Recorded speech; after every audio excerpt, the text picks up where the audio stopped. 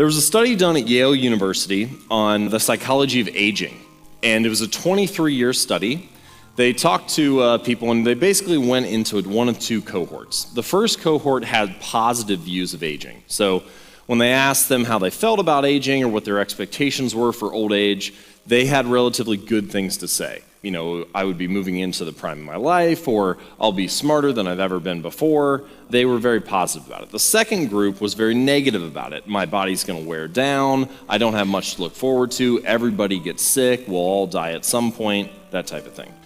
What they found was that of the 660 adults in the study, the ones with positive views of aging lived, on average, 7.6 years longer.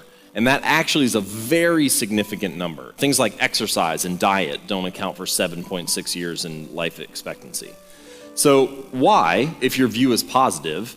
The reason is because you'll take healthy actions as a result, and if your view is negative, you'll assume that deterioration of your health is inevitable. If you have a positive view of aging, you'll say something like, well, I should continue to eat healthy and work out because I feel good about moving into old age. I still have a lot to live for. Whereas if you have a negative view of aging, you'll say something like, what's the point in me exercising? I'm going to get sick anyway. I'm expecting to get old, and so on. The point here is that there's a deeper level of behavior change and habit formation than what we often discuss. And the way that I would describe it is this. The outer layer of behavior change are the results that we get, the outcome, the goal. So that's the outside layer. Often we say we need better goals. We need better outcomes. We need better results. We need to hit new sales numbers. And so to do that, we take one step in on behavior change and we talk about our actions. Now, the actions and the results are usually where we stop when it comes to habits and behavior change. We say, how can we build better habits? How can we take action on this particular goal? How can we take an action to get a result? But I would argue, and that Yale study would prove this, that there's a deeper level of behavior change as well.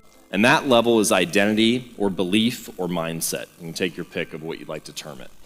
But the identity that we hold drives the actions that we take and the results that we get. So in the Yale study, the people have a positive identity when it comes to aging. They believe that they should take positive actions, and thus they get better results in the long run. We'll take a common example when it comes to personal habits, weight loss. So losing 20 pounds or 10 kilos over the next 6 months, that'll be the outer layer, okay? That'll be the result that you're going for. In order to lose those 10 kilos, you need to move in to the actions that you take. And so that would be something like working out 3 times a week or eating healthy. But most people stop there. So for example, in this case, the identity might be, I want to become the type of person who doesn't miss workouts. And my argument is, if we focus just on the identity, if you become the type of person who doesn't miss workouts, if you become the type of person who exercises consistently, and only focus on the core of behavior change, it ripples out to the other layers anyway. So, the key idea here is that a shift in mindset leads to a shift in daily choices. And a shift in daily choices leads to significantly better results in the long run.